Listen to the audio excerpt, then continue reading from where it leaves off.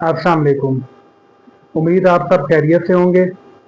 आज हम पढ़ने जा रहे हैं रेस्ट और मोशन के बारे में।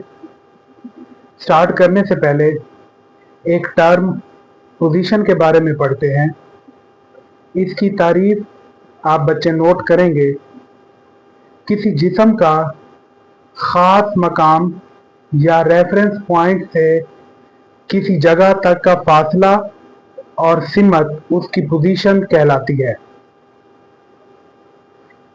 Specific location relative to some reference point is called position of a body. Position एक वेक्टर क्वांटिटी है। कौन सा क्वांटिटी है? Vector quantity. क्योंकि पोजीशन को मुकम्मल तौर पर बयान करने के लिए न्यूमेरिकल वैल्यू और डायरेक्शन की ज़रूरत पड़ती है, लिहाजा पोजीशन एक वेक्टर क्वांटिटी है। इस पॉइंट को आप ऑब्जेक्टिव के लिए नोट करेंगे। अक्सर औकात ये पॉइंट बोर्ड के पेपर में डिस्कस किया जाता है और पूछा जाता है।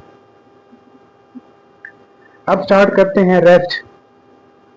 रेस्ट नाम से जाहिर है साकिन या रुका हुआ। इसकी तारीफ हम इस तरह कर सकते हैं, अगर कोई जिस्म अपने गिरदो पेश के लिहाज से जगह तब्दील ना कर रहा हो तो वो रेस्ट में कहलाता है। If a body does not change its position with respect to its surrounding is called at rest. मिसाल के तौर पर मेज के ऊपर पड़ी हुई एक किताब क्या कहलाएगी? रेस्ट में कहलाएगी। मेरे हाथ में ये एक पॉइंटर है, ये पॉइंटर रेस्ट में है। इसके बाद मोशन। अगर कोई जिस्म अपने गिरदोपेश के लिहाज से जगह तब्दील कर रहा हो तो वो मोशन में कहलाता है। If a body changes its position with respect to its surrounding is called in motion. अब रेस्ट या मोशन की हालत, ये दोनों रिलेटिव हैं। मैंने लफ्ज इस्तेमाल किया रिलेटिव। इसका मतलब समझेंगे। रेस्ट और मोशन को हम अकेले बयान नहीं कर सकते। अगर हम कह रहे हैं कि कोई चीज़ रेस्ट में है तो वो किसी के लिहाज से रेस्ट में है। अगर मैं बोल रहा हूँ कि एक किताब जो मेज़ के ऊपर रेस्ट की हालत में पड़ी है तो वो मेरे लिहाज से रेस्ट में है। और अगर कोई एक जिस्म हरकत कर रहा है तो वो मेरे लिहाज से या आपके लिहाज से क्या कर रहा है? हरकत कर रहा है। मसलन गाड़ी में बैठे हुए मुसाफिर एक दूसरे के लिहाज से तो रेस्ट में हैं, और अगर वो गाड़ी चल रही है, बाहर खड़ा हुआ एक इंसान, उसके लिहाज से ना तो वो गाड़ी रेस्ट में है और ना ही उसके अंदर बैठे हुए मुसाफिर रेस्ट में हैं। तो हमेशा रेस्ट और मोशन की हालत रिलेटिव होती है। हमारे इस कायनात में मुख्तलिफ अजसाम मुख्तलिफ तरह की हरकत कर रहे हैं। कुछ अजसाम सीधी लाइन में हरकत कर रहे हैं तो कुछ अजसाम दायरा नुमा रास्तों पर हरकत कर रहे हैं। अब हम पढ़ते हैं टाइप्स ऑफ मोशन। बुनियादी तौर पर मोशन की 3 अकसाम हैं: ट्रांसलेटरी मोशन, रोटेटरी मोशन और वाइब्रेटरी मोशन। मोशन की 3 अकसाम हैं, इनको अलग-अलग बयान करते हैं। Number 1, translatory motion. इसकी तारीफ आप नोट करेंगे, उर्दू मीडियम क्लास के बच्चे। मैं बताने लगा हूँ, तवज्जो से सुनिएगा। किसी जिस्म की ऐसी हरकत या किसी जिस्म की ऐसे रास्ते पर हरकत जो सीधा भी हो सकता है और दायरानुमा भी हो सकता है, ऐसे जिस्म की मोशन ट्रांसलेटरी मोशन कहलाती है। कोई जिस्म ऐसे रास्ते पर हरकत करे जो बिल्कुल सीधा भी हो या दायरानुमा भी हो, उसकी वो मोशन क्या कहलाएगी?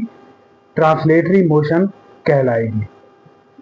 Every particle of a body moves uniformly in the same direction, then motion of that body is translatory motion.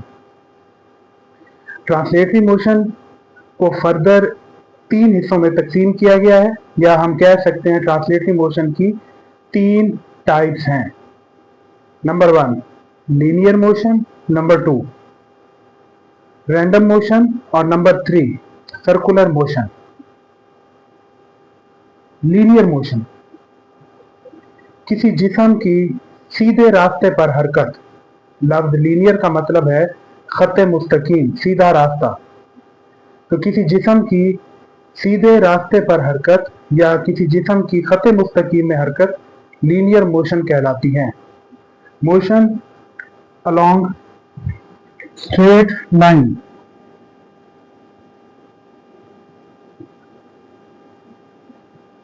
अब इसकी एग्जांपल हो सकती है motion of free falling object. जैसा कि अगर मेरे हाथ में एक पत्थर है, उसे मैं कुछ ऊंचाई से नीचे की तरफ फेंकता हूं, तो वो पत्थर बिल्कुल सीधा नीचे की तरफ आएगा, सीधे रास्ते पर आएगा, तो उसकी हरकत लीनियर मोशन होगी। रैंडम मोशन किसी जिस्म की बेतरतीब अंदाज में हरकत रैंडम मोशन कहलाती है। मोशन अलोंग इर्रेगुलर पाथ, बेतरतीब रास्ते पर।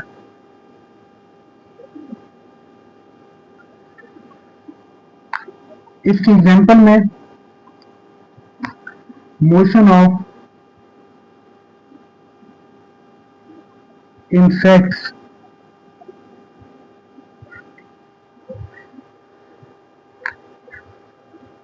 ट्रांसलेटरी मोशन की लास्ट टाइप सर्कुलर मोशन। लफ्ज सर्कल का मतलब दायरानुमा है, तो इसकी तारीफ हम कर सकते हैं किसी जिस्म की दायरवी रास्ते पर हरकत या किसी जिस्म की दायरा में हरकत सर्कुलर मोशन कहलाती है। Motion along circular path is called circular motion. For example, motion of earth around a sun. जमीन की सूरज के गिर्द हरकत सर्कुलर मोशन होती है।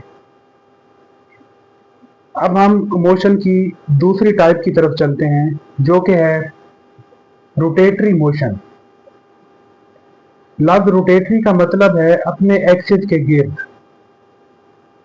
तो किसी जिस्म की अपने एक्सिस के गिर्द हरकत रोटेटरी मोशन कहलाती है। रोटेटरी मोशन मैंने बयान किया अपने एक्सिस के गिर्द। तो इसकी एग्जांपल में अभी हम बयान करके गए, जमीन जो है वो सूरज के गिर्द घूम रही है दायरवी रास्ते पर, दायरानुमा रास्ते पर, तो उसकी मोशन सर्कुलर है। लेकिन इसके साथ साथ जमीन अपने एक्सिस के गिर्द भी घूम रही है, जिसकी वजह से हमें दिन और रात दोनों नजर आते हैं, दोनों से हमारा वास्ता पड़ता है। फकत किस वजह से? जमीन का अपने एक्सिस के गिर्द घूमने की वजह से। तो जमीन का अपने एक्सिस के गिर्द घूमना रोटेटरी मोशन भी है। तो example, motion of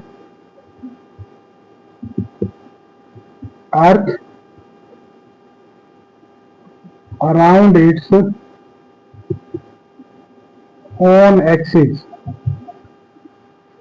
is called rotatory motion. मजीद इसके अलावा आपने अक्सर फुटबॉलर्स को कुछ करता दिखाते हुए नोट किया होगा कि फुटबॉलर जो है अपनी उंगली के ऊपर फुटबॉल को घुमा सकते हैं, तो वो फुटबॉल भी एक एक्सिस के गिर्द घूम रही होती है। उस टाइम उस फुटबॉल की मोशन रोटेटरी मोशन कहलाती है। समझ आ गई? लास्ट में मोशन की टाइप है वाइब्रेटरी मोशन।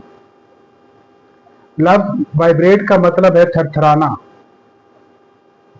तो एक खास नुक्ता के गिर्द किसी जिस्म की अपनी मोशन को बार बार दोहराना वाइब्रेटरी मोशन कहलाता है। To and fro motion of a body about a fixed point is called vibratory motion.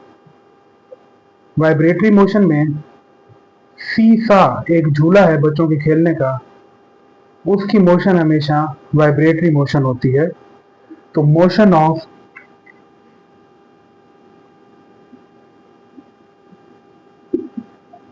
सी सा। मजीद इसके अलावा गिटार, उसके ऊपर स्ट्रिंग लगी होती हैं, पतली पतली तारें, जिनको थोड़ा सा छेड़ कर मुख्तलिफ किस्म के म्यूजिकल साउंड्स पैदा किए जाते हैं। वो तारें भी वाइब्रेट करती हैं और उनकी मोशन भी वाइब्रेटरी मोशन होती है। तो हम एग्जाम्पल में लिख सकते हैं motion of strings of guitar. समझ आ गई? तो ये थी मोशंस की टाइप्स। यहाँ पर एक अहम ऑब्जेक्टिव आप बच्चे नोट कर लें। अक्सर एक जो है वो झूले का नाम आता है और उसकी मोशन के बारे में पूछा जाता है। तो वो झूले का नाम है फेरिस व्हील। फेरिस व्हील की जो मोशन है ये ट्रांसलेटरी होती है।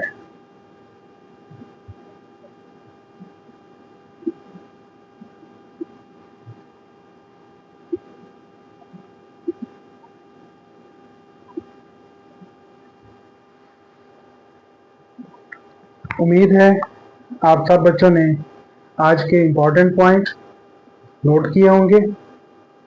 एक दफ़ा सब बच्चे इस टॉपिक को बुक से लाजमी रीड आउट करेंगे और एग्जाम्पल्स को हर डेफिनेशन के साथ लाजमी लिखेंगे। सब बच्चे अपना ख्याल रखिएगा। अल्लाह हाफिज़।